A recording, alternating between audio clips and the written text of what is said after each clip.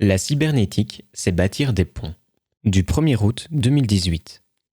Il est vrai que j'ai passé 30 ans à lire, décortiquer, nuancer, relier et modéliser ce qui paraît désormais à beaucoup comme une évidence, vu le travail de pédagogie fait depuis 14 ans, mais qui reste cependant unique, autant philosophiquement qu'en matière proprement sportive. Non seulement déconstruire, analyser, mais aussi et surtout construire, élaborer une méthode, un mode d'emploi concret pour mieux vivre, se vivre en tant que corps-esprit, fondé scientifiquement, souple, non pas dogmatique, directif, monolithique, mais proposant au contraire à chacun de créer sa voie, intégrant des savoirs et des outils pour les lier et relativiser, nuancer. Cela, c'est vraiment unique. C'est l'étape après Morin, sur la grande ligne depuis Spinoza et Nietzsche, passant par Wiener, von Foerster, Laborie, Bateson, Atlan et Morin, pour ne citer que ceux qui ont formalisé la grille cybernétique repensant le monde, soit les autres. Ils ont déconstruit, analysé, proposé de nouvelles grilles. Mais qu'allait-on en faire ? Comment agir depuis ces points de vue éclairants ? Je voulais que cela serve.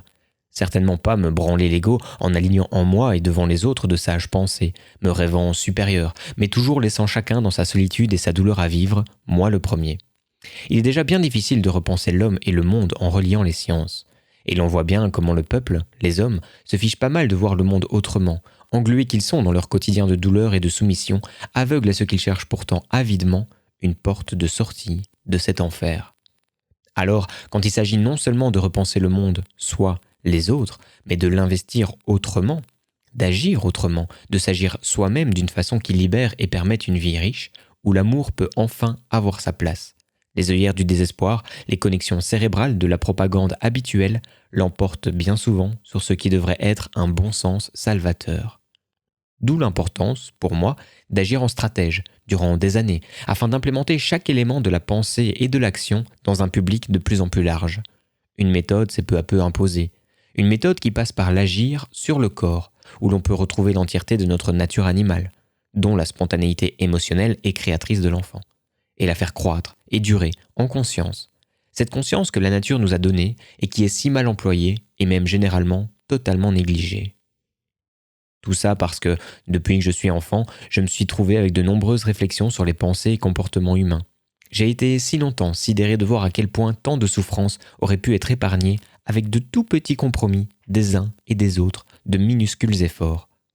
Enfant, j'étais sidéré, oui, de voir à quel point les systèmes humains allaient toujours au bout de leur logique, globalement mortifères, destructrices de joie, de respect, d'amour, de vie.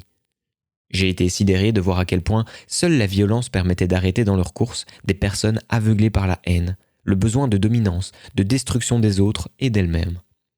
Alors j'ai appris à être violent, afin d'imposer un peu la paix, tout en étudiant encore et encore, pour comprendre. L'écologie des systèmes, la mémoire traumatique, la croissance et la dégénérescence des corps, les nourritures affectives, l'homme relationnel.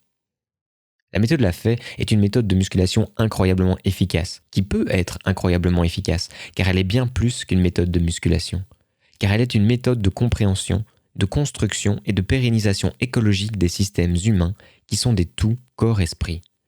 Là où l'amour est tout. Amour de soi, des autres, où son absence mine toute vie et où sa présence justifie nos corps, nos existences, ici et maintenant. Cybernetics est un aboutissement de cette quête, de cette élaboration méthodique. Tout ça parce que je ne me suis jamais résolu à être seul.